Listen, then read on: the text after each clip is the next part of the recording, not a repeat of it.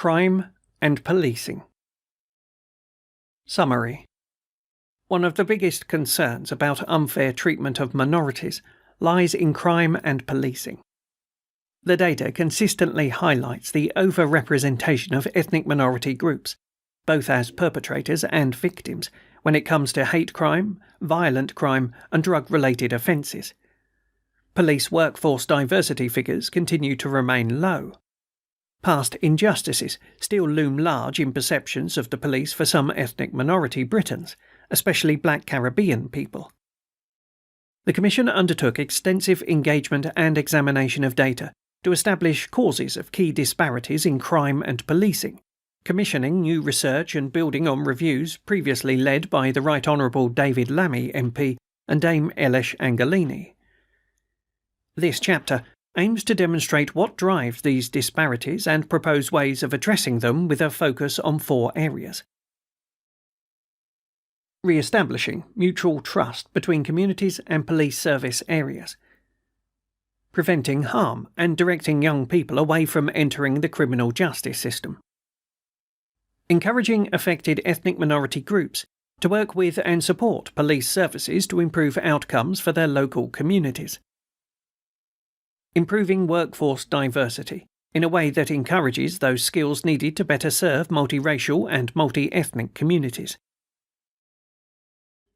In its exploration of these areas, the Commission found that ethnic minority people, and specifically Black people, are disproportionately victims of violent crime and homicide. For every white victim of homicide aged 16 to 24 in 2018-19, there were 24 Black victims, and that young people need a better mechanism to help them escape criminal exploitation before it's too late. Greater emphasis on the importance of community leadership and the value of role models is also required. Class B drug offences accounted for nearly half of prosecutions for almost all ethnic groups. This chapter outlines a need for public health-orientated out-of-court diversion, OOCD, approaches to keep young people out of the criminal justice system. Stop and search is a critical tool for policing when used appropriately and lawfully. We found that communities are not given enough information about the drivers of police activity that lead to the initiation of stop and search activity in a specific area, and that these statistics have remained unexplained for too long. More also needs to be done by police services and community citizens to increase local knowledge of the legitimacy of stop and search, and improve transparency and accountability of its use. Nearly half, 49%, of all stop and searches in England and Wales were made by the Metropolitan Police in London, and this is where the majority, 80%, of all stop and searches involving Black people were made. This is also where nearly 60% of all Black people in England and Wales live. Stop and search disparities should be analysed based on smaller geographic areas, and new safeguarding trust groups are proposed to align police and community priorities and to help rebuild bridges between the two. Assaults without injury on police officers have been increasing year on year since the year ending March 2015. In 2017, the Police Federation of England and Wales published data highlighting that, on average, one police officer was assaulted every 4 minutes. The latest annual statistics from the Home Office shows that over 30,000 assaults took place in the year ending March 2020. During the COVID lockdown in 2020, the media reported that Metropolitan Police alone experienced an increase of nearly 40% of assaults on their officers. This increase comes in despite of introduction into law of the Assault on Emergency Workers Offences Act of 2018. Ethnic minority police officers are also experiencing racist abuse from citizens they serve, including from those in their own ethnic minority groups. Racist assaults against police officers in the Metropolitan Police Service almost doubled between the year ending November 2019 and November 2020. This and the increasing assaults are issues that seem to be overlooked in public discourse, and seldom discussed with veracity when it comes to police actions or police service recruitment. Yet they both, in the Commission's view, have an impact on addressing entrenched disparities and improving outcomes for all concerned. No police services were fully ethnically representative of the population they serve, although the Commission has identified some who are, independently, making a substantial progress towards achieving that goal and commends them accordingly. Police services will also need to go beyond just being representative of the ethnic minority population of an area. The Commission proposes a requirement for the police service to identify and fill the gaps in the skills required to best serve diverse communities. Hate crime and harassment of minorities. Hate crime is a serious offence that can have long-term impacts on individual victims. It is a very personal attack.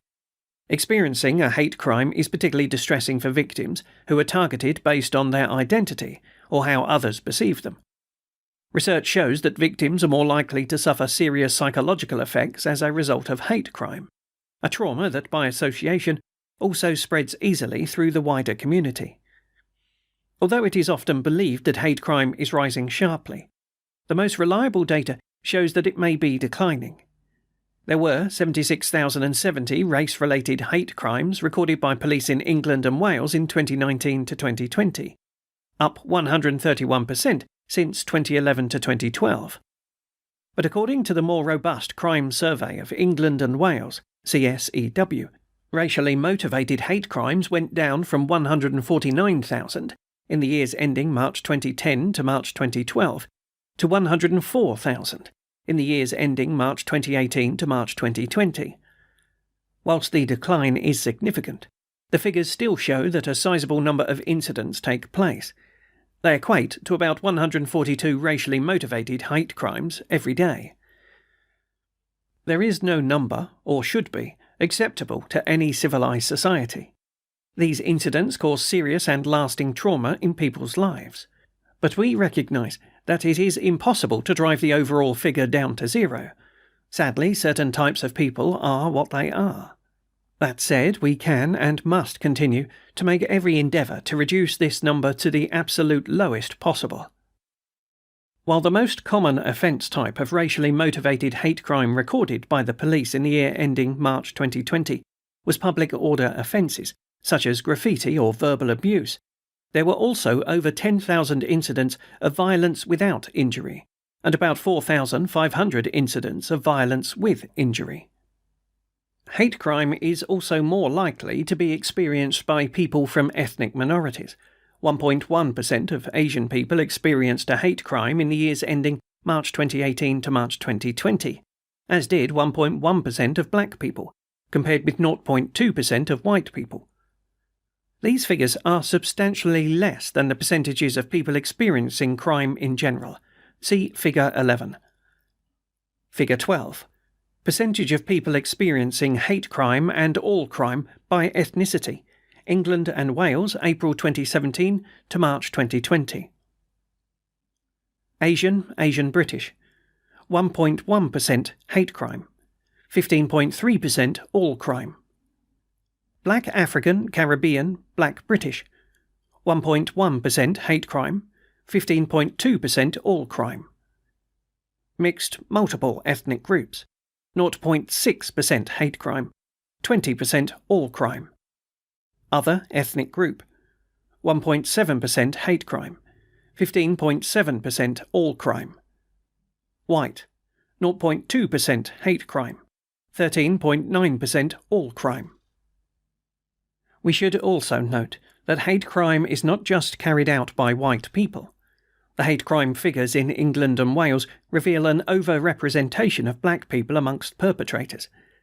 In 2019, 80% of those proceeded against for or religiously or racially motivated hate crimes were white, 9% were black, and 7% Asian. In the USA, FBI data shows an even bigger disproportionate representation of known hate crime offenders. 52.5% were white, and 23.9% were black or African American.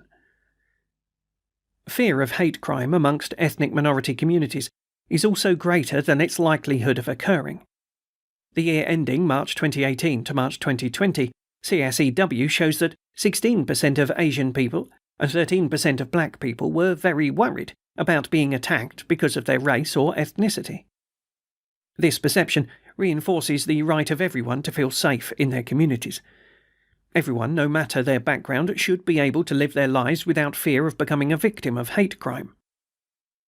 As the data shows, this fear particularly impacts ethnic minority people and could play a part in limiting integration between different communities and stop individuals from being involved in wider society. There is no place for hate crime, and when it occurs, communities need to see action being taken to address it. In tandem, there needs to be consistent messaging about the prevalence of hate crime, correcting the perceptions of a rise in hate crime. This can help to allay the fears of communities. Abuse experienced online, in other words through social media sites such as Twitter, Facebook, YouTube and Instagram, also has a significant impact on victims. Whether an everyday private citizen or a high-profile public figure being unexpectedly abused in the safety of one's own home and having it instantly exposed to an international audience creates a unique torment and fear for the affected individual. The Home Affairs Select Committee has highlighted how ethnic minority female MPs are particularly vulnerable to egregious online harassment. Footballers, celebrities, and politicians have also spoken of their experiences of being abused in this way, for no other reason than their race. Given that platforms such as Facebook and YouTube have over 1 billion users, prominent examples of abuse can go viral quickly. These trigger a mob-like pursuit of victims, whilst the popularity of the platforms themselves also provide racists with a new, more public and more powerful way to inflict pain and suffering on the host of new victims. In many cases, the perpetrators use the advent of anonymity on these platforms and others to target those they otherwise would not and could not reach in the cold light of day. Ethnic minorities, in particular, are disproportionately affected by online harassment, online trolling, and cyberbullying. The Commission strongly urges the government to use its forthcoming online safety legislation to address abuse online, including anonymous abuse. We consider that it is very possible to do this in a way that also protects the legitimate use of anonymity online by groups such as human rights defenders, whistleblowers, and victims of abuse. Social media companies have a social responsibility, and that means a duty of care to their users. This duty should compel them to address online abuse with effective systems and processes. The largest social media platforms currently claim to prohibit racist abuse on their services, but far too often they fail to take decisive action to tackle it. Asking these platforms to account for the transparent and consistent enforcement of their own terms and conditions is surely a minimum requirement. Failing to comply should, in the Commission's view, lead to substantial penalties, and public naming and shaming for their seeming intransigence to the pain racism causes its victims. To be clear, the Commission is not seeking to inhibit robust exchanges online, nor censure legitimate debate and freedom of expression in its truest sense. Indeed, it is concerning to see that those campaigning against racism online have found their sites removed for decontextualized racial slurs as evidence of racism. Being anonymous online does not give anyone the right to abuse others. The police have a range of existing legal powers to identify and prosecute individuals who attempt to use anonymity to escape sanctions for online abuse, where the activity is illegal. Hate crime exists in UK law across the Public Order Act of 1986, the Crime and Disorder Act of 1998, the Criminal Justice Act 2003, the Malicious Communications Act 1988, the Racial and Religious Hatred Act 2006, the Communications Act 2003, and the Football Offences Act 1991. The Commission calls on social media companies to work in tandem with the government to remove racially abusive content that is illegal. Government should assess current powers to see if they are sufficient to tackle abuse online, including illegal and anonymous abuse. The outcome of that work should inform the government's future position in relation to illegal anonymous abuse online. Primary causes and drivers of crime. The way race and crime can intersect has long been a taboo subject. The spread of well-meaning "society is to blame" assumptions and a positive desire not to further stereotype already disadvantaged groups has created a reluctance to talk honestly about the seriously damaging criminal behavior of a small minority of people, especially in ethnically diverse inner-city areas. The Commission has heard views from frontline and senior police officers that communities often overestimate the level of crime in their areas. All crime, as reported to the CSEW, excluding fraud and computer misuse, peaked in 1995 at 19.8 million crimes, and in 2018 had decreased by 68% to 6.2 million. Though these trends in crime rates may differ at the local level, the Commission believes that there is a need to acknowledge and welcome that this country's overall crime rate has reduced. Figure 13.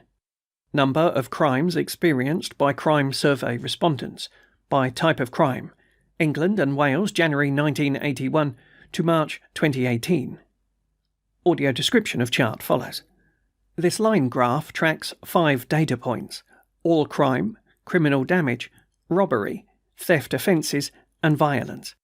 It covers a date range from 1981 to 2018. The all-crime line starts at about 11,000 in 1981, sharply rises to about 20,000 in 1997, sharply dips off until it gets to 2002 at about 12,000, and then trails off slowly down towards 6,000 by 2018. The theft offences line maps almost directly onto the all-crime line, but about 5,000 lower all along the timeline. The two lines for violence and criminal damage start in 1981 about 2,500. Neither line rises above 5,000, with violence peaking at just under 5,000 in 1997, but then both lines track slowly downwards until 2018, ending at around the 1,000 mark. End of audio description. Note: the figures for all crime exclude fraud and computer misuse.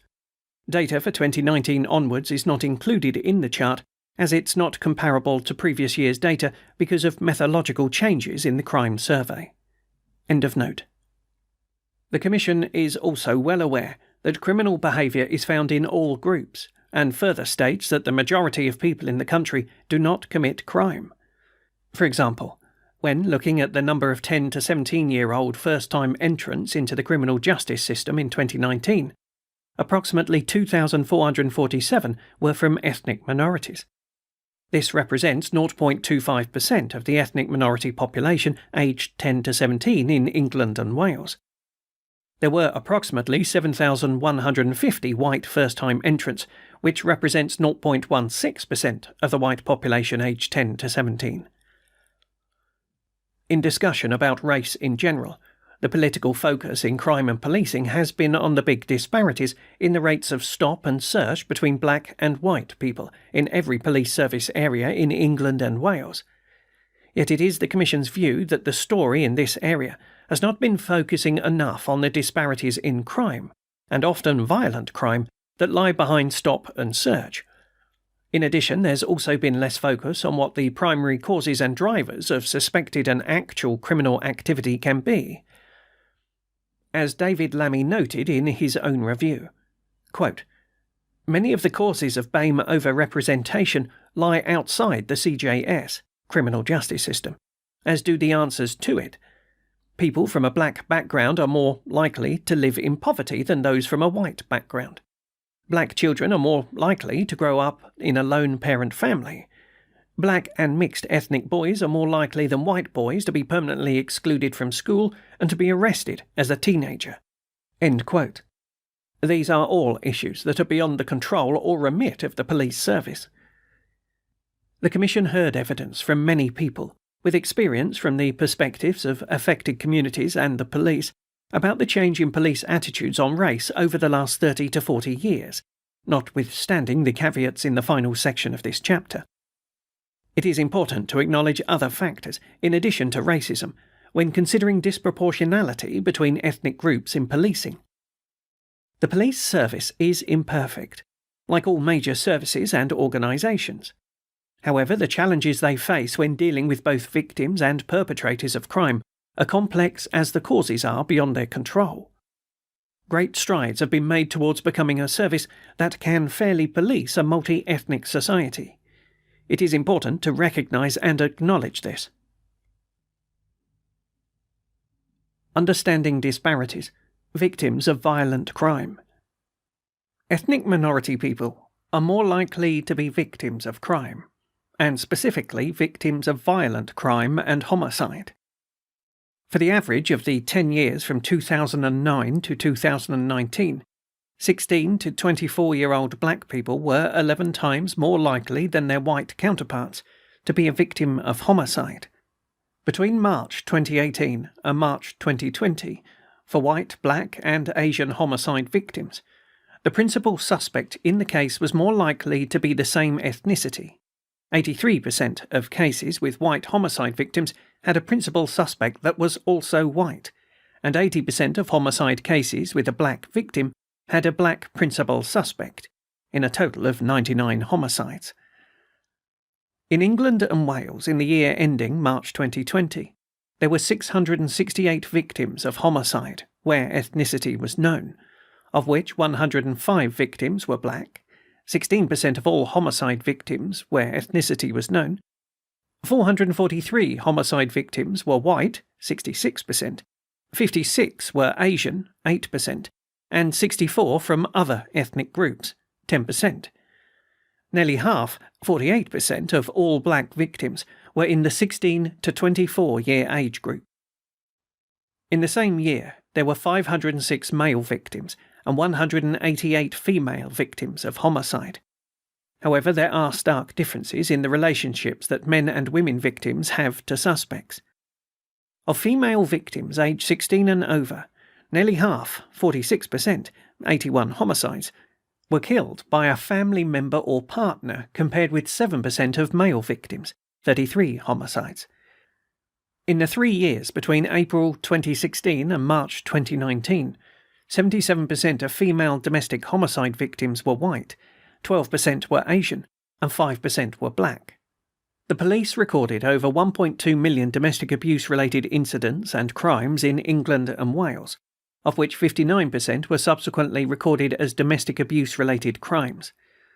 Over half, 53%, of violence against the person offences that had female victims were domestic abuse-related.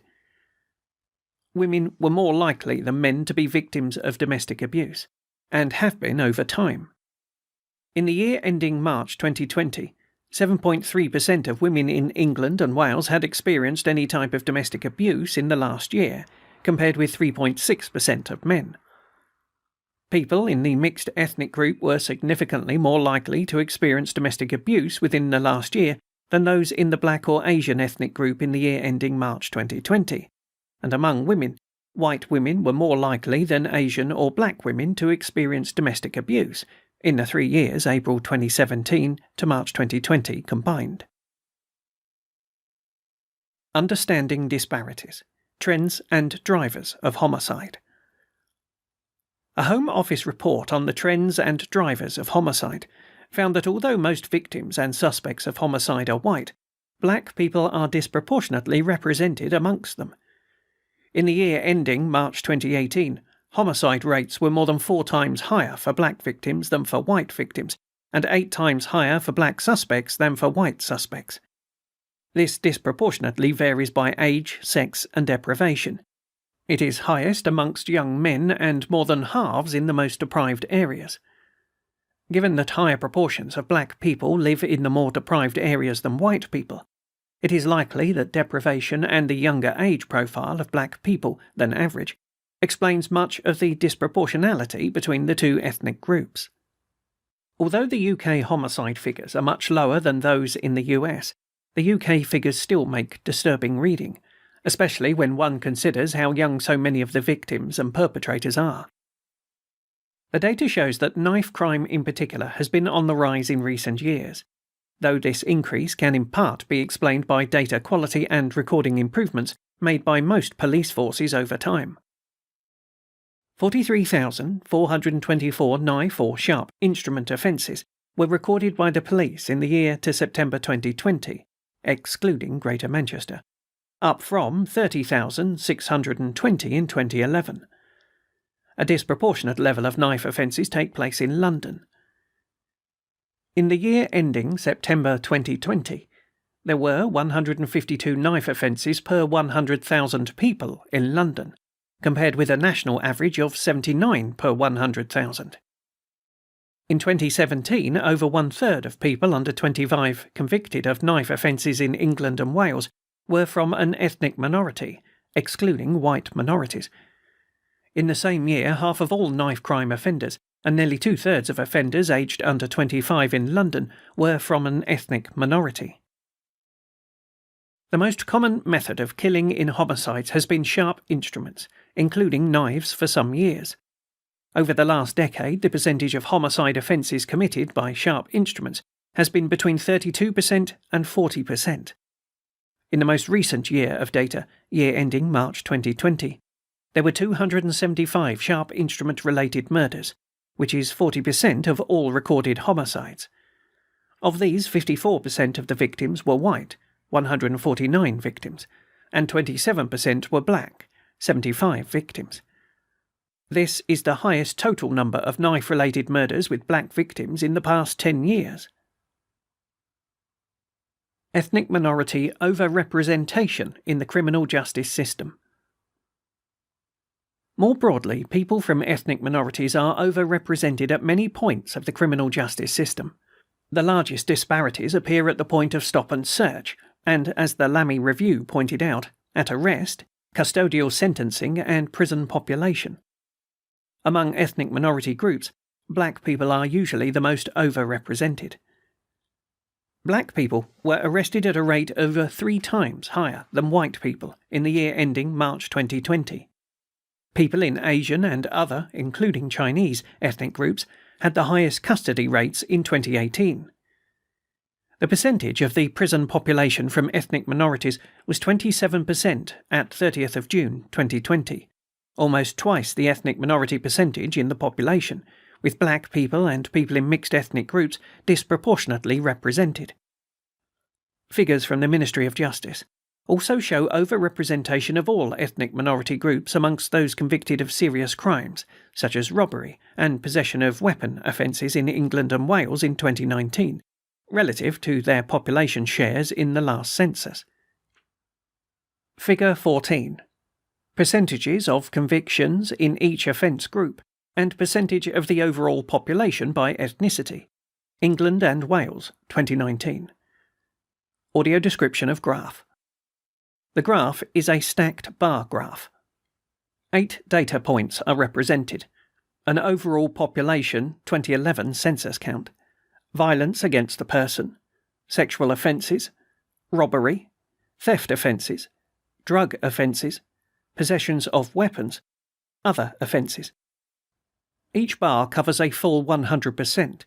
Each bar is broken up by white, black, Asian, mixed, other including Chinese. Salient facts represented by this chart. People of the white ethnic group have the largest proportion of all offences. Within robbery and drug offences, the white ethnic group has their lowest proportions. The black ethnic group has its largest showing on this chart in robbery and drug offences. The Asian ethnic group has its largest showing in drug offences and sexual offences. The mixed ethnic group has its smallest showing amongst sexual offences. The other, including Chinese ethnic group, has its greatest showing in robbery. It has its smallest showing in violence against the person. End of audio description. Research into the fairness of juries shows that jury conviction rates for ethnic minority and white groups are similar across a range of offence types, with only small differences and no overall pattern. The circumstances surrounding any crime vary from group to group, which may impact upon sentencing. For instance, in April 2014 to March 2016, Issues such as involvement with gangs, which can also relate to the coercion or exploitation of the convicted individual, show up in 34% of pre-sentence reports on black young people, compared to 11% of young people in Asian or other groups and 5% of white young people. There are many reasons for the disproportionate numbers of ethnic minority people involved in violent crime as both victims and perpetrators, but the disparity casts a significant shadow over black life and also contributes to negative stereotypes of young black men. Nevertheless, it is important to remember this context when we address the complex issue of stop and search. Understanding the disparities. Stop and search. Stop and search can be used by the police as a tactic to address a number of crimes, from counter-terrorism, burglary, illegal drug use, violent crime and antisocial behaviour. However, successive Home Secretaries have centred the narratives for the use of stop and search on violent crime, specifically knife crime. In 2017, then Home Secretary Amber Rudd wrote that the purpose of stop and search was to, quote, to take as many offensive weapons, knives, guns, acid and harmful drugs out of the pockets of criminals as possible, end quote. In 2019, the focus on drugs appeared to have lessened, and Sajid Javid emphasised the importance of the tool for, quote, disrupting crime and taking weapons off our streets, end quote. Most recently, the current Home Secretary, Priti Patel, cited tackling violence and knife crime as the reason the Home Office lifted restrictions in emergency stop and search powers. There is, however, a disconnect between this narrative and what is seen on the ground. In engaging with the Commission, several police services cited drugs and hard drug county lines as a key driver for the use of stop and search, and the data shows that the majority of searches are based on suspicion of drugs, although other suspected crimes may also be involved, just not recorded. More needs to be done to bridge the gap between how the purpose of stop and search is communicated and how this legal power is actually being used in practice. This is a finding echoed in the recent report by Her Majesty's Inspectorate of Constabulary and Fire and Rescue Services, HMI-CFRS, on the disproportionate use of police powers, which writes, quote, the prevalence of self-generated possession-only drug searches, about a quarter of which find drugs, indicates that stop and search is not always being targeted at offences that are most serious and high priority for forces, or that matter most to the public. We consider that now is the time for a national debate on the policing of controlled drugs through stop and search. End quote. Is stop and search tackling the war on drugs? Or is it removing knives from our streets? Both the government and the police's messaging in this area needs greater consistency and clarity in order for communities to understand the drivers of police activity, and why certain areas may require a greater police presence or application of its use. The Commission's view is that this confusion can translate into a lack of transparency, which further damages the already negative impression some communities have of the police. Interpreting stop and search data accurately. There were 563,837 stop and searches in England and Wales in the year ending March 2020, excluding Greater Manchester and vehicle-only searches. There were 11 stops for every 1,000 people, down from 25 per 1,000 people in the year ending March 2010. Rates were highest for Black Caribbean people, 39 stops per 1,000, Black African people 34 per 1,000, and people in the Asian ethnic group 30 per 1,000. Rates were lowest for Arab 1 per 1,000 and Chinese 2 per 1,000 people. White people were stopped and searched at a rate of 6 per 1,000. The Metropolitan Police in London had the highest rates of stop and search for every ethnic group except the white mixed groups. In almost every police force area, black people had the highest recorded stop and search rates. It is sometimes claimed that black people are 9 times more likely than white people to be stopped and searched. This relative rate is reported at a national level and does not account for differences in the size or characteristics of local populations or the way stop and search is used at a local level. For these reasons, the national relative rate is not always accurate, and stop and search rates should be analysed at smaller geographic levels. Figure 15. Stop and search rates per 1,000 people by ethnicity in London, Metropolitan Police, and the rest of England and Wales. England and Wales, April 2019 to March 2020. All figures given are per 1,000 people.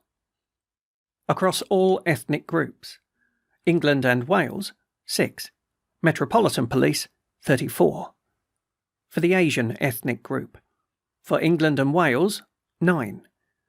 For the Metropolitan Police, 26. For the black ethnic group, England and Wales, 28. For the Metropolitan Police, 71. For the mixed ethnic group, England and Wales, 11. For the Metropolitan Police, 24. For the other ethnic group, England and Wales, 8. Metropolitan Police, 27. For the white ethnic group, England and Wales, 5. For the Metropolitan Police area, 18. Note: Greater Manchester Police were unable to provide data for the year ending March 2020 and are excluded from the analysis. The Race Disparity Unit outlines 3 main factors affecting the interpretation of stop and search rates, and can distort the national relative disparity between black people and white people. Population changes. The number of people who do not report their ethnicity. Geographic clustering, where stop and search is used as well as where people live. Figure 15 shows the rates of stop and search in London, the Metropolitan Police area, compared with the rest of England and Wales. Almost half, 49%, of all stops and searches took place in London. However, even within London, there are differences in the use of stop and search depending on the neighbourhood. For example, half of the stop and searches carried out in London between July and September 2020 took place in just 9% of neighbourhoods. For black people, the Metropolitan Police Force area is the one which most influences the national disparity figures often quoted in the media and by public commentators. This is where 4 out of 5 stop and searches of black people happen, and where nearly 60% of black people live. For white people, it is the very low stop and search rate in police services outside of London area that most strongly influences the national disparity. In these areas, the stop and search rate for white people is 5 for every 1,000 people, and around 90% of white people live in them. The size of local populations within different geographic areas can be a factor which affects how disparities are interpreted, and sometimes how they are reported. For example, in Dorset as a whole, the relative disparity in stops and search rates between black and white people was 23 times in the year ending March 2020. Upon looking at an even smaller geographic area, the Purbeck district had the highest disparity in stop and search between black and white people of all the Dorset districts, 47 times. However, Purbeck undertook just 2 stop and searches of black individuals and 38 stops of white people that year.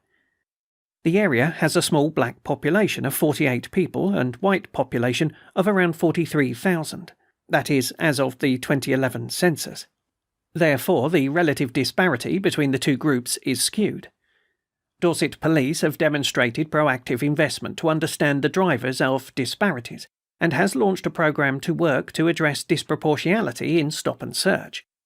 This includes the establishment of a stop and search board chaired by the Deputy Chief Constable with work streams looking at operational delivery, community engagement and commissioning research with external organisations and academies. There clearly are big disparities in stop and search, but the relative national disparity takes national populations as its reference point, not the relevant residential populations of smaller urban areas with relatively high crime rates where stop and search is used more. Stop and search disparities should therefore be analysed at smaller geographic areas, preferably below police force area. As such, users of stop and search data need to exercise caution when interpreting and reporting ethnic disparities based on areas with small numbers of stop and search and small ethnic minority populations. Between April 2010 and March 2019, rates of stop and search decreased for all ethnic groups. In this time frame, the stop and search rate decreased the most for white people, from 79%, from 19 stops per 1,000, to 4 per 1,000. Rates for Asian people decreased by 72%, from 39 to 11 per 1,000, and for people from mixed ethnic groups by 69%, from 35 to 11 per 1,000. Rates of stop and search decreased the least for black people, by 68%, from 117 per 1,000 to 38, and for people in the other, including Chinese, ethnic group, also by 68%, from 21 to 7 per 1,000 people. These reductions varied by police force area. For example, in the same time period, the stop and search rate for Asian people decreased in all police force areas except Durham and South Wales, where it increased. The rate for black people decreased in almost all police force areas except Kent, West Midlands, Staffordshire, Cheshire, South Wales and Essex, where it increased. Numbers of stop and search have also significantly reduced since the year ending March 2010, from nearly 1.4 million to about 570,000 in the year ending March 2020.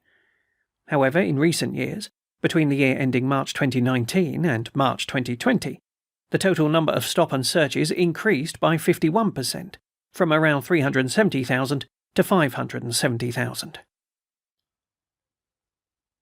Drivers of stop and search activity. A. Tackling violent crime. In England and Wales in 2019 to 2020, 76% of all stops resulted in no further action, and 13% resulted in arrest. The highest percentage of arrests resulting from stop and search was of white people, 52%, followed by 19% of stops of black people and 9% of stops of Asian people. This equates to approximately 1 in 2 white people arrested as a result of stop and search, 1 in 5 black people, and 1 in 10 Asian people.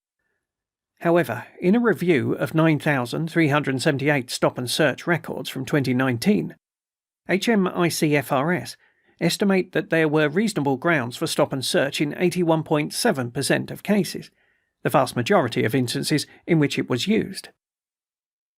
Dame Cressida Dick, Metropolitan Police Commissioner defending the stop and search policy, said that 72% of killings of youths under 25 years old involved black victims in London. She said black people were 4 times more likely to be a victim of violence than white people, and 8 times more likely to be a perpetrator in London. The knowledge that stop and search can lawfully be conducted on any individual can be, in and of itself, an effective deterrent against this, one of the most heinous of crimes. We know that stop and search is designed as a crime prevention, indeed life-saving policing tactic, but the Commission believes that issues with the way in which it is carried out need to be addressed by both police services and the communities that they serve with. And there is a bigger story here, behind these cold numbers, that our politics and public conversation has not been facing head-on. The Commission is concerned that there has been insufficient leadership on these issues of violent crime from affected ethnic minority communities, and believes that more individual and collective agency is needed to tackle these issues directly, even before the police need to get involved. First, there needs to be an understanding of the many risk factors associated with people who are drawn into violent crime. These include adverse childhood experience, such as abuse, neglect, parental criminality, substance abuse and being taken into care, education attainment, school exclusion and low attainment, experience of victimization, and living in areas of deprivation. Some respondents to the Commission's call for evidence also provided views that long-term experiences of racism can have an effect on people, arguing that consistent experiences of racism can add to feelings of disenfranchisement and cause violence, involvement in gangs, or make crime to seem either more appealing or less serious. Additionally, respondents believed that people may be drawn towards crime in order to prosper, feel respect, and a sense of identity or belonging to something. The Commission recognises that people involved in violent crime can often trace their problems back to a combination of traumas experienced in their lives. Understanding youth involvement in serious gang activity. While narratives on gang involvement predominantly focus on young men and boys, the Commission acknowledges that gang involvement also impacts women and girls. In a report providing analysis of children in need census data for the year ending March 2018, the Children's Commissioner found that 34% of gang-associated children and young people were female. That report states, quote, "We've been told that younger children, particularly girls, are being recruited by gangs because their profile makes them less likely to be noticed by authorities." End quote. We also know that while some young people get drawn into county lines gangs and other forms of violence, most even from the same circumstances do not. So what is it that makes some young people more vulnerable than others? How can they be supported to escape harm and criminality? Poverty does not entirely explain why this type of violent crime has hit certain communities so disproportionately. Young black males are disproportionately overrepresented on the Metropolitan Police gangs matrix, though there is a wide variety of gang types and they are not always engaged in violent crime. Many come from poorer backgrounds and areas which are seen more likely to be policed. For example, 69% of stop and searches in London between July and September 2020 took place in neighbourhoods that were more deprived than average. The Home Office's Serious Violence Strategy 2018 identified possible risk factors for involvement in serious gang activity, including childhood abuse and neglect, past criminality, parental criminality, drug taking, truancy from school, living in high crime areas and having delinquent peers. Evidence also shows that factors of girls' involvement in gangs include family breakdown, domestic violence in the home, a lack of positive role models, and low self-esteem.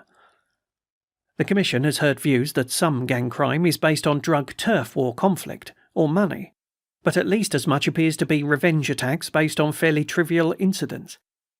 A Children's Commissioner report on improving safeguarding responses to gang violence and criminal exploitation highlights a case where a child was stabbed in revenge for the failure to repay a debt arising from an arrest.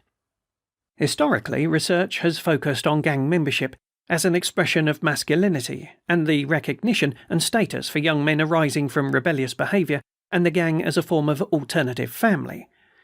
Gang leaders understand children and young people's need for love and recognition and know how to provide it. Ivan Congreve, a former Salvation Army leader at Springfield Lodge in South London, told the BBC in 2008, quote, "All of the guys on our programme are from a broken family of one sort or another, and that leads them into gangs. We're based in between Peckham and Brixton. We have a lot of gang culture in the area, and that's where some boys seem to be able to find the family they're looking for. They're accepted, looked after and respected in ways that they don't feel they get from their family. Although a gang is quite a dysfunctional family, they still see it as a family." End quote. Springfield Lodge provides 16 to 21-year-olds with a home and teaches them the skills they need to become independent. More recently, research has suggested that young men's gang involvement is linked to finding their place in a post-industrial context, finding refuge in a racist society, an expression of manhood that also considers racial dynamics and thriving in a fraternal network. A 2021 report by Her Majesty's Inspectorate of Probation, HMIP, highlights the experiences of ethnic minority service users. One case study captures a service user's experience having moved from Bangladesh to Bradford in a predominantly Pakistani area.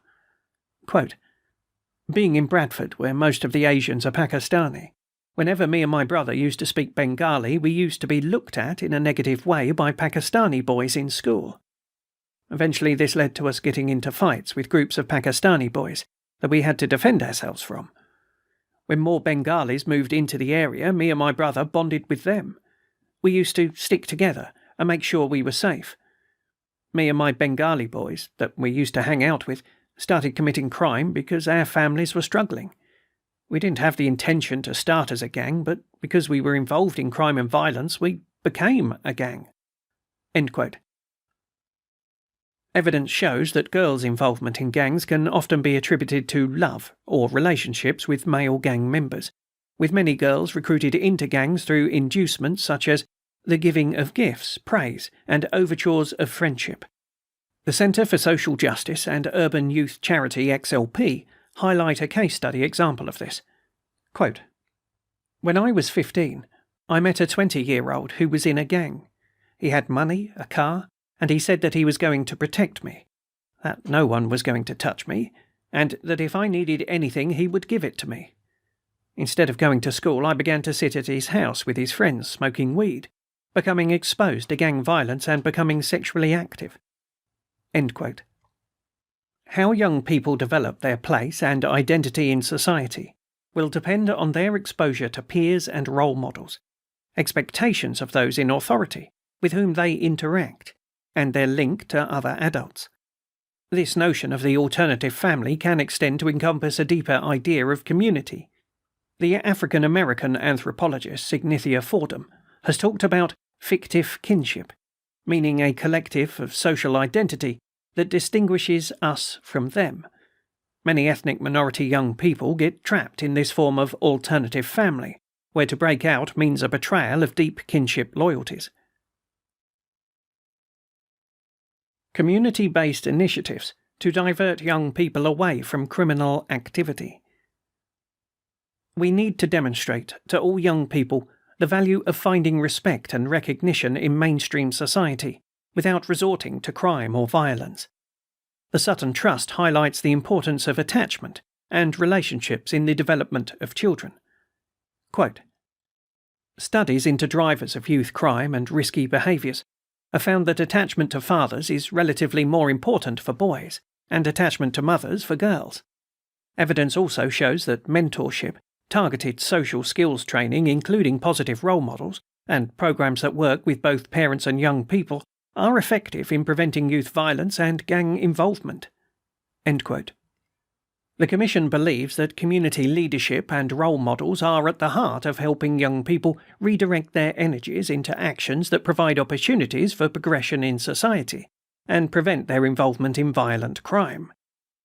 We recognise the power of young people to be an instrumental part of this leadership, and heard insights from young people themselves who were calling for role models. Quote, "We need to get role models from within our communities to communicate. We need them to represent our communities. And we cannot forget about the older generations because we need their experiences to educate the younger generations. Everyone can feel empathy. If we share people's stories who have witnessed and experienced prejudice, they can help. We need to educate our communities to promote kindness and respect. It's never too late." End quote. Anonymous, age 15. The Commission further recognises the wisdom and lived experience of the Windrush generation that has seen the changing shape of race relations in the UK, from which the young can learn. This knowledge needs to be framed into a message that speaks more about responsibilities, conflict resolution, and the building of bridges. Richard Taylor, OBE, father of Damiola Taylor, speaking after an event making the 19th anniversary of his 10-year-old son's death, emphasised the need to build bridges. Quote, "Something has gone badly wrong, and I believe that only as a society can we put it right. We can start by challenging each other to be more caring." End quote. Parents, teachers, social workers and policymakers, individually and collectively, need to better understand and address the complex pressures faced by young people, especially from disadvantaged backgrounds. Acting on the potential missteps between childhood and adulthood is vital to helping them to overcome disadvantage. But in tandem with these efforts, there are also things that can be done now to aid the sea change on violent crime needed within local communities themselves. And the Commission notes that a national approach to this work has already begun, an example of which is described here. First launched in 2005, the Scottish Violence Reduction Units were formed in response to high rates of homicide and gang violence across the Strathclyde police area, and particularly Glasgow. By adopting a public health approach that treats violence as a preventable disease, their approach focuses on the power of relationships to help reduce violence, giving gang members the chance to leave their past behind them, alongside increased stop and search and tougher sentencing for knife carrying in Scotland. An evaluation of the community initiative to reduce violence in Glasgow found that violent crime fell by 46% amongst CIRV participants. Weapon carrying fell by 85%, knife carrying fell by 58%, and gang fighting fell by 73%. A number of respondents to the Commission's call for evidence referenced the Glasgow approach as a successful initiative for knife crime reduction, and many suggested that a similar strategy would work in other UK cities. This approach was emulated in England and Wales in 2019, when the Home Office announced that 18 police service areas would receive funding to establish or build upon existing violence reduction units, VRUs. The VRUs adopted a public health approach across their activities, commissioning a broad range of interventions to tackle serious violence. A Home Office process evaluation of the VRUs in 2020 found that good progress had generally been made by the VRUs over the first year of the programme. Although these initiatives are in their early stages, the Commission commends the work of the VRUs across the UK for the overall impact they are already having on addressing violent crime. Drivers of stop and search activity. B. Tackling drug-related crime. In London, in the year ending March 2020, 62% of positive outcomes of stop and search were related to drug offences. One study found a 10% increase in stop and search during a given month decreased recorded drug offences by 1.85%, suggesting that drug crime patterns change when stop and search is taking place in an area. The latest available data from 2019 states that convictions for drug offences were highest for all ethnic groups in the Metropolitan Police area. Among Asian people convicted of drug offences, over half, 58%, of drug convictions for Asian people were in only two police service areas, the Metropolitan Police area and the West Midlands. For black people, 69% of all convictions were in the same two areas. Overall, the data shows that black men were arrested for drug offences at a rate 8 times higher than white men in the year ending March 2020, and ethnic minority groups are disproportionately convicted of drug dealing. In 2019, 42% of those convicted of dealing Class A drugs and 25% of those convicted of dealing Class B drugs were from ethnic minorities. However, despite perceptions, drug-related crime and its consequences are not always found in large cities. For example, by 2017, drug-related deaths in Yorkshire and Humber had risen by more than 75% in 6 years. The issue of drug possession with intent to supply amongst Asian people has also been widely reported. In an investigation into the links between Huddersfield and the national and international drugs trade, journalist Mubin Azhar found that in 2016 to 2017, British Pakistani people accounted for 27% of convictions for possession with intent to supply Class A drugs in Yorkshire and Humber. According to the 2011 census, they made up just 5% of the urban population of the region. In that same 12-month period, the majority of convictions were amongst the white British community, but this is to be expected as they make up the majority of the area's population. A 2017 report by the National Crime Agency on the so-called county lines gangs delivering hard drugs around the county found that there are an estimated 720 such lines, most originating from London, where it's estimated that the majority of gang members are black. In Liverpool and Manchester, it is estimated that most gang members are white, and in Birmingham, mostly Asian.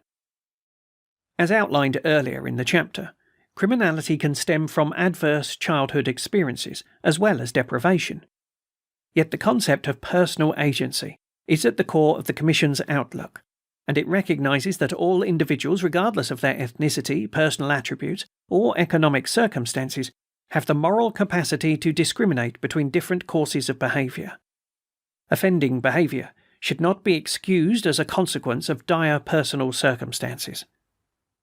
However, the Commission is also careful to note that there are exceptions to this.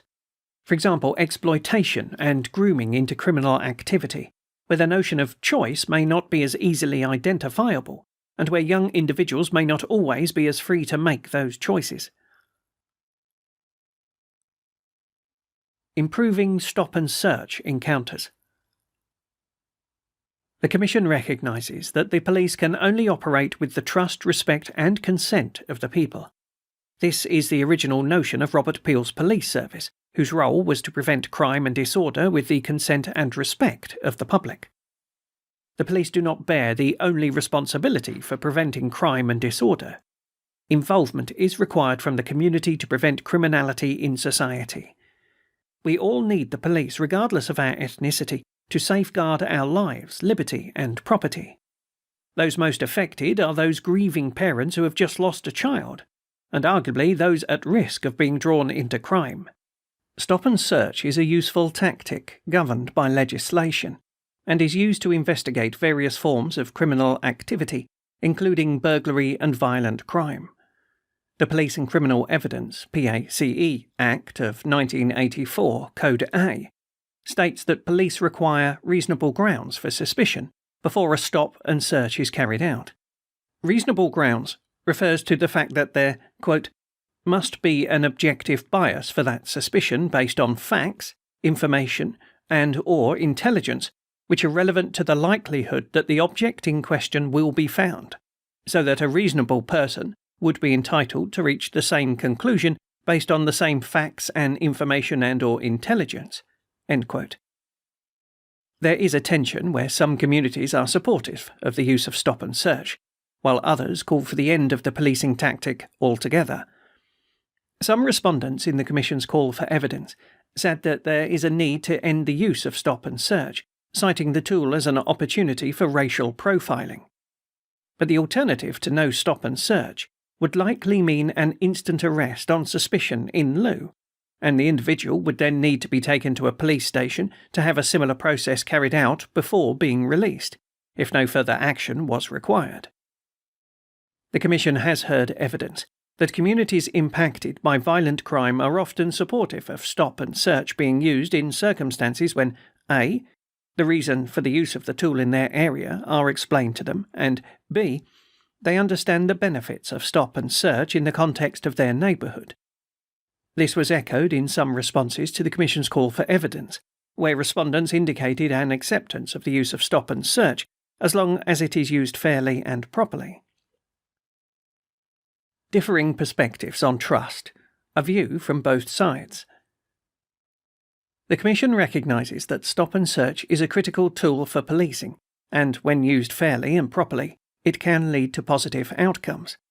This is also the view of academics, police officers and citizens, including young people, from whom the Commission has received and heard evidence.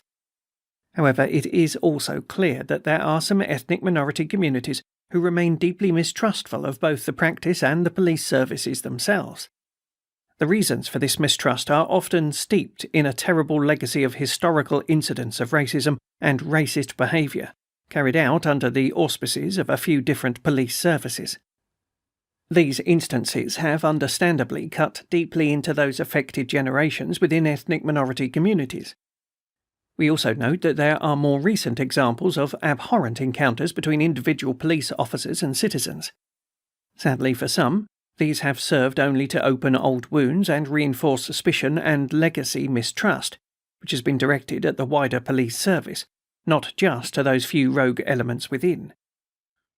But it is also the case that there is very little research that has been conducted on the police service's perspective of policing in the communities they serve, including intelligence-led stop-and-search encounters. Anecdotally, some officers have spoken confidentially to the challenges and aggressive, sometimes violent, behaviours they have to overcome in the course of carrying out their job. The Metropolitan Police Service recently reported that racist assaults on their police officers had almost doubled between the year ending November 2019 and the year ending November 2020, and separately, it was reported in the media that assaults on their police officers had increased by nearly 40% during the COVID-19 lockdown in 2020. The Commission states unequivocally that the overwhelming majority of those who serve in the police force areas across the country are decent and good people. These are men and women who work to protect and to serve us all. They put themselves in harm's way so that we don't have to. They're the ones we turn to, sometimes when we are in the most desperate circumstances. It is an injustice in itself to portray them or the wider police service as a whole as anything less.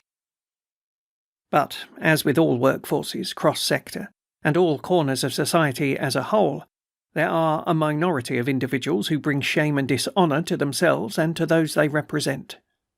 That said, levels of confidence in the police service have remained high for some of the ethnic groups that have experienced higher rates of stop and search.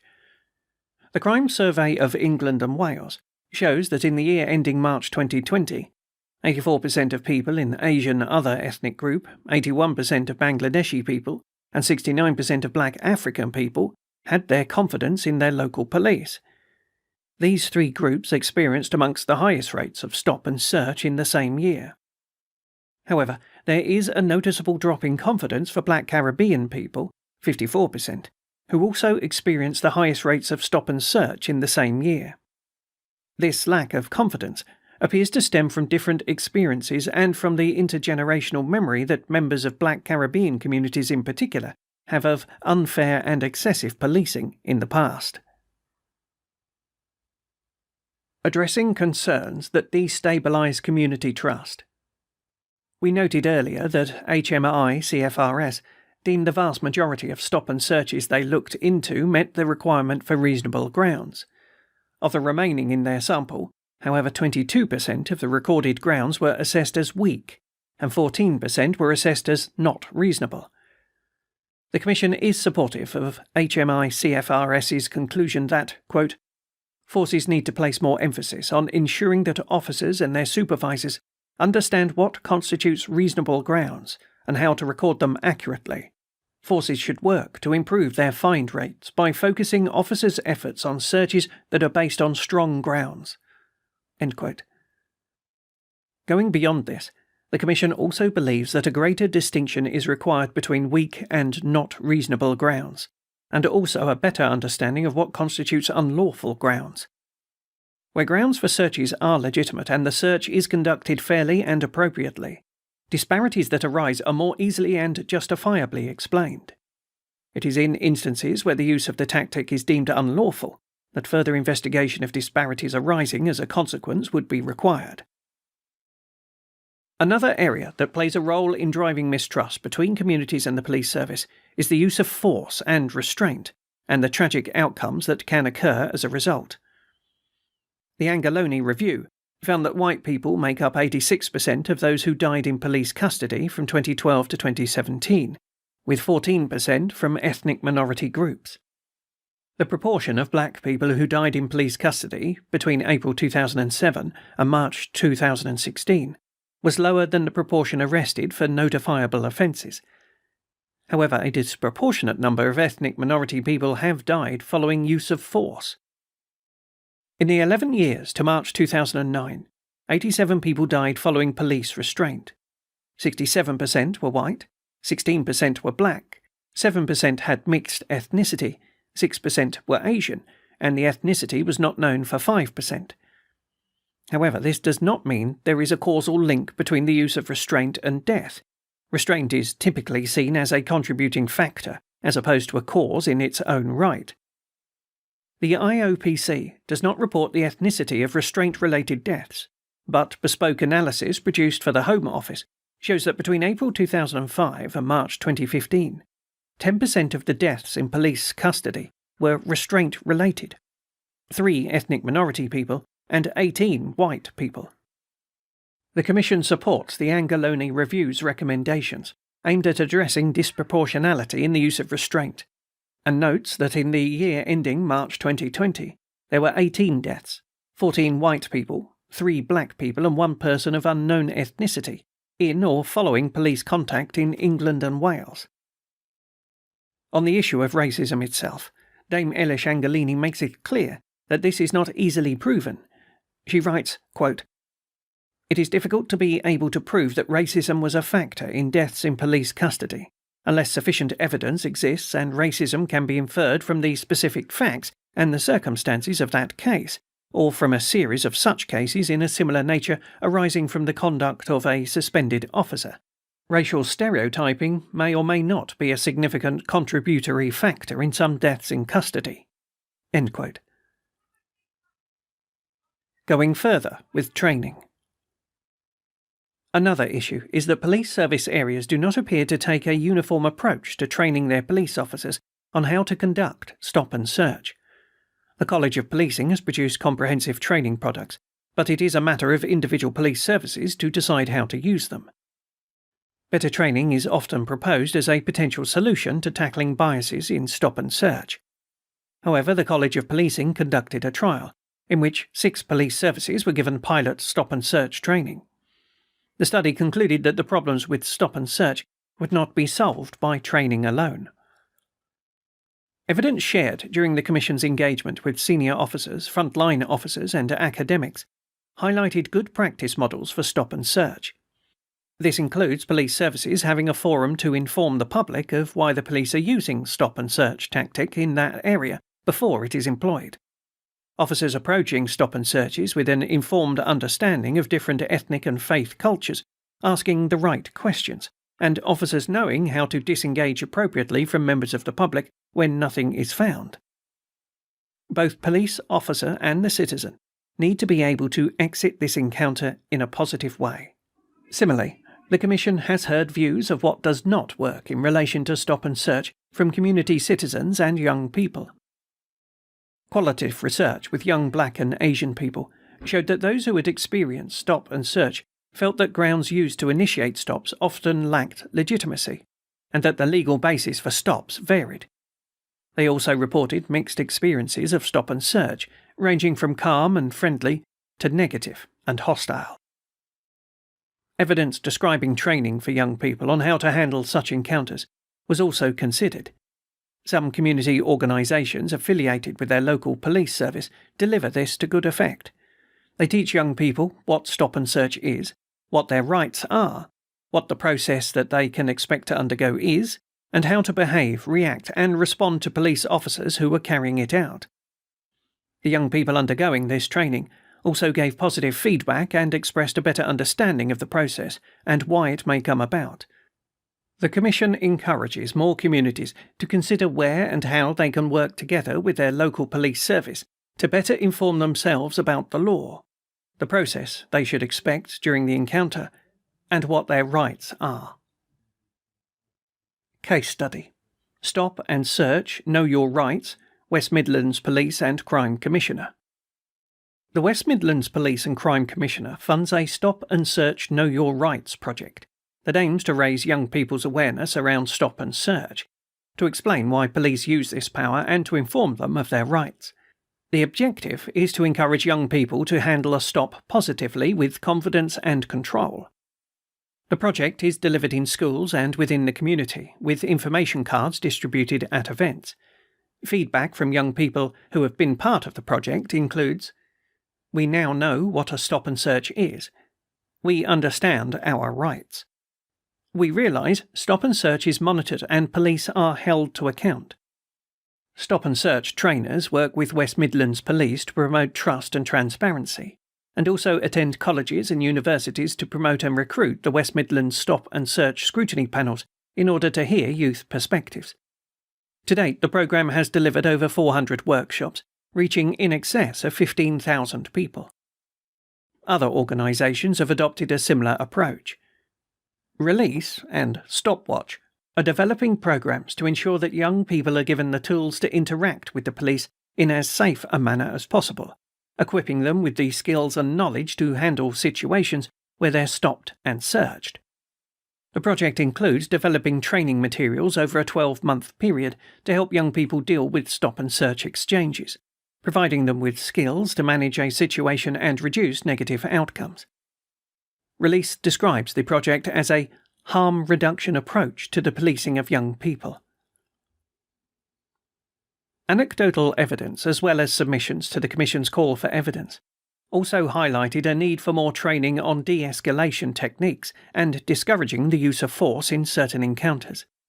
The HMI CFRS report on stop and search similarly alludes to this issue. Quote, In too many forces, officers and staff are not being provided with the skills they need to understand how they come across in everyday interactions, nor are they being shown how they can build rapport to help prevent conflict and escalation in order to secure public cooperation and reduce the need for conflict management, de-escalation, and the use of force." End quote. The Commission is supportive of the need for effective training which provides de-escalation skills to avoid unnecessary conflict during stop and search, arrest, and police custody. There is also a need for better training on communication skills to ensure messages are delivered accurately and effectively to the individuals concerned, their families, and be as appropriate to the wider public. Recommendation 5. Build trust. Improve training to provide police officers with practical skills to interact with communities. The Commission recommends that the College of Policing, working alongside the NPCC and APCC, develop a strategy to improve the efficacy and implementation of stop and search and de-escalation training, ensuring a consistent person-centred approach is taken by all police service areas. De-escalation training will be required for all new police officers joining the service, and upscaled to include all current serving officers who are expected to interact with the public as part of their role. This would be a requirement not just at the point of initial police training, but as a key aspect of continual professional development within different stages and levels of policing. Transparency and accountability to re-establish trust.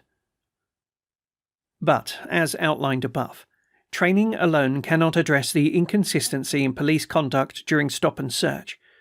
PACE Code A highlights that, quote, "Supervising officers must monitor the use of stop and search powers, and should consider in particular whether there is any evidence that they are being exercised on the basis of stereotyped images or inappropriate generalizations. Supervisors must also examine whether the records reveal any trends or patterns which give cause for concern and, if so, take appropriate action to address this." End quote. The Commission believes that senior accountability is required when monitoring how stop and search is conducted in a police service.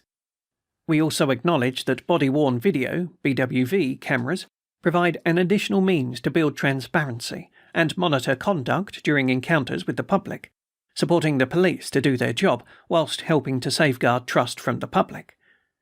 While there are varied findings on the effectiveness of BWV cameras for improving criminal justice outcomes, there are indications that its use can reduce the number of allegations made against officers and change behaviour relating to both police conduct and public conduct. The College of Policing Authorised Professional Practice outlines guidance on the operational use of BWV, stating, quote, "Where available, body-worn video should be used in accordance with force policy. The standard approach is that BWV should be activated so as to capture all relevant information in the time leading up to the person being detained for a search, in the conduct of the search itself, and the subsequent conclusion of the encounter." End quote. HMI CFRS also points to BWV cameras as a potential means for continuous professional development, and posited 3 recommendations pertaining to the use of BWV across police services in their 2021 report on the use of stop and search and use of force. Their recommendation included a requirement for police services to ensure BWV cameras are utilised for the entirety of all stop and search encounters, a need for internal monitoring of BWV footage, and a requirement for external scrutiny of BWV footage. The Inspectorate has also announced the intention to examine the extent to which services use BWV footage in their internal monitoring and external scrutiny processes as part of future police effectiveness, efficiency, and legitimacy inspections. Recommendation 14. Promote fairness. Increase legitimacy and accountability of stop and search through body-worn video. In this context, there is a strong presumption that in all police services, body-worn video cameras will be switched on if the officer is in a situation which they believe could lead to a stop and search, or as soon as it is practical to do so during that encounter. Building on the recommendations posited by HMI CFRS, the Commission recommends that for instances where BWV cameras are not switched on during a stop and search, the officer is required to provide a written explanation as to why it was not switched on. Operational guidelines for this requirement should be developed by the College of Policing and included in the authorised professional practice for stop and search.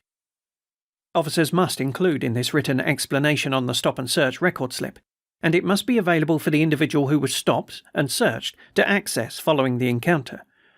The written explanation should be reviewed by a supervising officer to confirm whether the explanation provided is reasonable, and appropriate action should be taken where the rationale provided is of concern. This can, for example, be through performance or misconduct procedures. The BWV footage of stop and searches should also be scrutinised at 2 levels through dip sampling. A. First, external security through community safeguarding trust groups. A recommendation for the formation of these groups is found in the following section, who should be able to request BWV camera footage from a specified date for review. B. Second, police services must implement an internal performance framework that includes dip sampling review of BWV footage by supervising officers. Feedback should then be given to officers conducting stop and search, and appropriate action should be taken where the interactions require improvement. For example, individual officers may be directed to further training, or in most serious instances, be referred to appropriate misconduct procedures. Equip communities with information on the drivers of police activity. The Commission considers the key issue with stop and search is a lack of consistency, transparency, and oversight that allows the perpetuation of charges of racism in public discourse and the media. A large part of this perception of over-policing and biases in policing may also be rooted in lack of information provided to communities about the drivers of police activity in their local area. Our research set out 3 main factors informing a decision to establish reasonable grounds to initiate stop and search. First, long-established local intelligence, including knowledge of particular crime hotspots or patterns of crime within an area. Second, direct information regarding an alleged offender or offence, including physical description of the alleged offender and/or accounts of the crime undertaken, often provided by members of the public and/or CCTV operators. Third, assessment of the situation and the interaction with the alleged offender. The Commission pays tribute to the many admirable steps already taken by the police, community representatives, advocacy groups, as well as ordinary individuals to build better relations. However, there is currently no uniform approach across the 43 police service areas to promote transparency, community involvement, and scrutiny. Build transparency and community involvement in policing. But there is guidance that can be built on. The College of Policing Authorised Professional Practice, APP guidance, highlights the fact that the police are legally required to engage with local communities, and under Section 34 of the Police Reform and Social Responsibility Act 2011, chief officers must make arrangements in each neighbourhood to obtain the views of the public on crime and disorder in the local area, provide local information about crime and policing, and hold regular public meetings. In addition, the guidance states that, quote, police and crime commissioners, or their equivalents, must, under Section 96 of the Police Act 1996 as amended by Section 14 of the PRSR 2011, make arrangements for obtaining the views of communities in particular circumstances, for example before issuing a police crime plan, and under Section 17, have regard to the views of people in the areas on policing when carrying out their functions. End quote.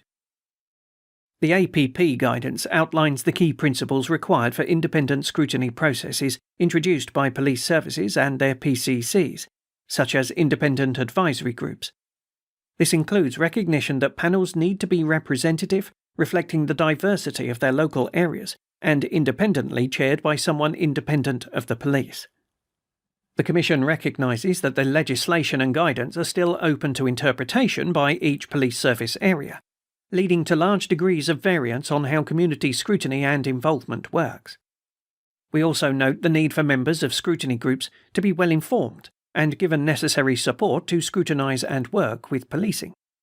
This is an issue that HMI-CFRS points to, highlighting that, quote, some panels were ineffective because members were not given the tools they needed to perform the role.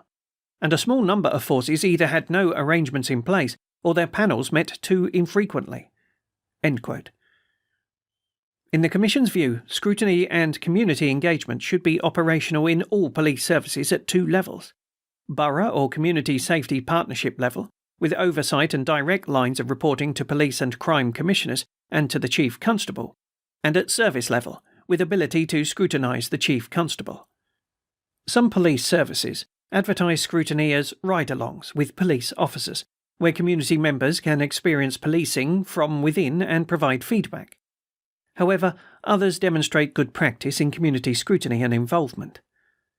The Criminal Justice Alliance report particularly identified Bedfordshire Police as having a transparent, informed, independent and representative approach to community scrutiny. Case Study: Bedfordshire Police. Bedfordshire's Stop Search Scrutiny Panel uses a traffic light system to rate officers' use of stop and search. Where a search is graded green, the officer is provided with positive feedback. If amber, the officer is given advice on how to improve. A red graded search will be escalated to be reviewed by the Professional Standards Department, and then raised with local senior management of the officer to ensure direct accountability and management action. Feedback is provided at the next panel meeting. Approximately 5% of stop and searches are scrutinised on a monthly basis. The scrutiny panel has a membership pool of 50, and recruitment is independent of the police. Membership is 50% male, 50% female, with representation from people in Asian, black, mixed and white ethnic groups. There is also some youth representation with a minimum age set at 16. The scrutiny panel also undertakes a wide range of community engagement activities to ensure its panel is open and representative of both age and demographics of the country.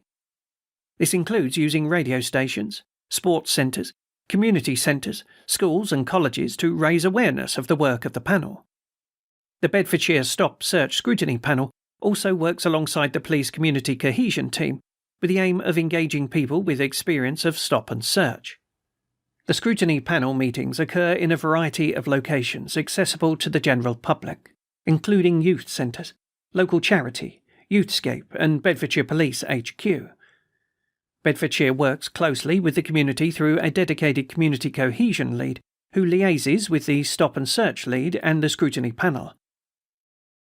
Chief Inspector Hob Hock stated in October 2020, quote, "It is of course great news that the panel were happy with how our officers used force on these occasions. We've still identified some great feedback from the panel, which we'll be taking back to the officers involved as well as the wider organisation to help us improve how we do things." End quote. Panel Chair Montel Neufil said, quote, "It is clear that on occasions it is necessary to use force to protect people, property and the officers themselves, and most do this in line with operational practices. The panel's role is to provide that reassurance to local people that tactics are being used fairly and that force is the last resort to achieve the outcome." End quote. During the COVID-19 pandemic, scrutiny panels have continued to take place but have been coordinated through the use of virtual meetings, enabling the panel to view the body-worn video footage and review the numerical data from remote locations. Recommendation 4. Build trust, bridge divides and create partnerships between the police and communities. Noting the key concerns highlighted above in relation to communication, transparency and consistency in approach for stop and search, the Commission makes a two-part recommendation. A. First, that the College of Policing, working alongside the Association of Police and Crime Commissioners, APCC, and the National Police Chiefs Council, NPCC, develop a minimum standard framework for community safeguarding trust groups that will not only have a function to scrutinise and problem-solve alongside the policing, but also to ensure there is a minimum level of engagement with communities in every police service area. The framework for the minimum standard should include, but not be limited to, a requirement for stop and search data to be made more granular and publicly available for groups to scrutinise, a requirement for groups to be independently chaired and representative of their communities, a duty for safeguarding trust group minutes to be published, an ability for groups to scrutinise and hold police services to account on policing activity and disparities in stop and search, use of force, workforce mix and internal misconduct. And an ability for groups to review stop and search authorisations made under Section 60, S60, of the Criminal Justice and Public Order Act 1994, where police will be required to provide the Safeguarding Trust Group with a rationale as to why an S60 was authorised. Once a year, Safeguarding Trust Groups should write to and receive a response from the Chief Constable and Police Crime Commissioner to update on progress. Police services should also be required to demonstrate how they've responded and implemented changes as a result of scrutiny or challenge by the community. Throughout the framework development phase, there should be an engagement with independent experts in community engagement and scrutiny external to policing. Consideration should be given to how members of the Safeguarding Trust Groups are adequately enabled to undertake their roles. Where required, the Home Office should also provide support in identifying those areas where trustworthiness is low and set targets to close the confidence gap, with mayors and police and crime commissioners to publish delivery plans to achieve that improvement. Progress against these delivery plans should be presented and discussed at the Safeguarding Trust Group meetings. The Commission is of the view that community scrutiny needs to drive accountability and drive change in policing.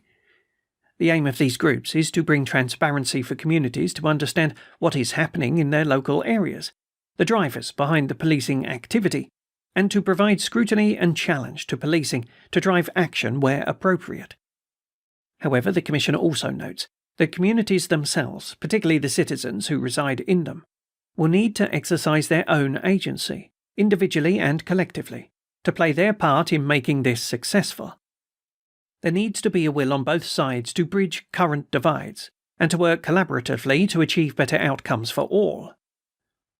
There is already a commitment amongst some police forces to strengthen community involvement in and scrutiny of policing tactics, with Greater Manchester Police and West Midlands Police being supportive of the Commission's recommendation.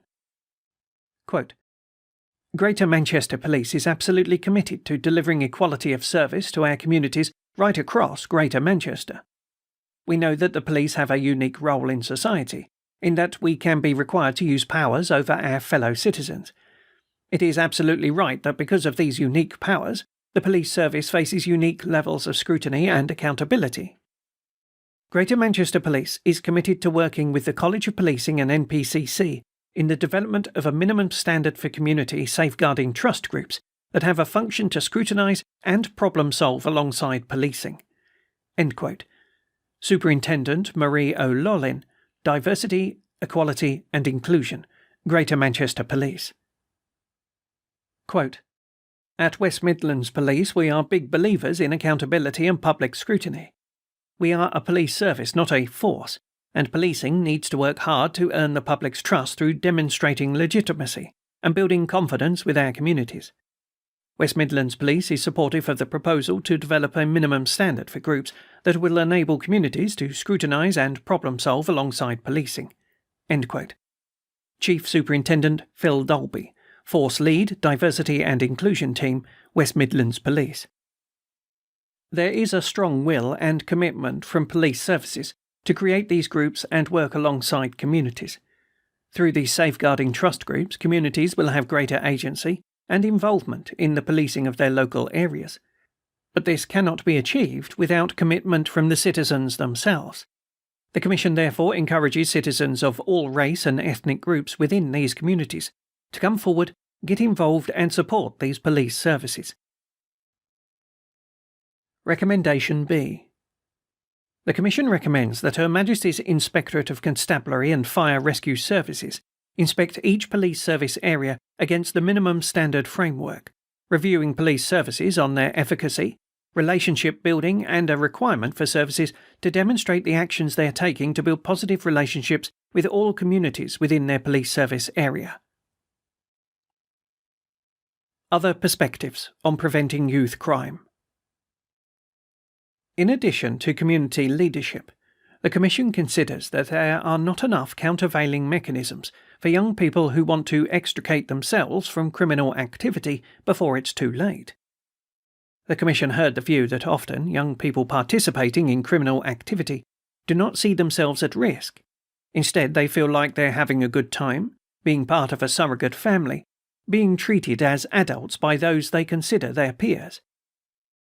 There is an existing initiative for young people called Is This OK? That was piloted for 7 months in Bradford and the London borough of Waltham Forest. The evaluation of the initial pilot that took place in September 2019 demonstrated that it had some success in dealing with exploitation and abuse. The pilot was funded by BBC Children in Need and delivered in partnership by Missing People and NSPCC and Childline. Case study. Is This OK? Is This OK? Is a service for 13 to 18-year-olds that provides a digital gateway to those that are at risk of or experiencing exploitation and or abuse. It was developed as an action in response to young people being at risk of exploitation and being groomed into gangs, drug crime and violence. The service uses chatbot technology to direct, navigate and connect users to information about services and organisations that young people can access for further information and support for a range of topic areas relating to exploitation and abuse. A live chat function where the user can anonymously discuss their concerns and worries with a trained call handler. During the delivery period, September 2019 to March 2020, of this pilot, the chatbot was accessed 1,746 times, with 11% of these interactions being repeat users. In addition to the chatbot, there is an option to speak to a call handler through a live chat function. Of the chat transcripts, there were a number of encouraging responses from young people, with many stating that they now know there is somewhere or someone I can go to if I'm worried about something not being okay. The service is intended to provide support to young people who are vulnerable to criminal or sexual exploitation, who would not otherwise access any other form of support. The feedback from call handlers suggests the pilot successfully reached and engaged young people with low-level concerns. Further work is required to understand why the pilot was not as successful in reaching those with higher-level concerns and at the greatest risk of exploitation. There are also other initiatives that use digital technology as a part of their work to divert and signpost young people away from damaging behaviours that may lead to criminal justice systems, including Project Axis at Hillingdon Youth Justice Service. Case study. Hillingdon Youth Justice Service, Project Axis. Project Axis is an award-winning programme endorsed by the Mayor's Office for Policing and Crime, MOPAC, that supports the early identification of young people at risk of criminal exploitation. By centrally collating, analysing and sharing data across agencies, it informs the wider local authority and partnership response. Project Axis disrupts county line activity and coordinated drug operations. It enables Hillingdon to work closely with the police on child sexual exploitation operations, allows triangulation of data, and delivers targeted intervention and diversion exactly where it's needed. An example of what has been achieved through Project Axis is outlined below. Intelligence was shared by the allocated Metropolitan Police Schools officer regarding a 14-year-old student, A, who had recently moved to the school and become involved with a group of known criminal peers. On receiving the information, Project Axis triangulated the information across systems and databases to establish if A was known to other services. Due to a recent move into the area, A did not appear on partner systems. However, using the Axis database, A was identified as being at risk based on associations. Contact was made with A through the school and parent, and A undertook a comprehensive early help assessment, followed by the implementation of a targeted action plan. Following a period of 12 weeks engaging on Project Axis, A engaged with counselling delivered by the school counsellor, increased their school attendance and required no further periods in alternative education, changed peer group within school, along with their parent, developed a greater awareness of the risks associated with peer coercion and exploitation. Building on the Is This OK chatbot and Project Axis models, the Commission has heard further views from the children's charity Karam that there is a need for a technology strategy to disrupt youth crime pathways and enable early intervention at scale.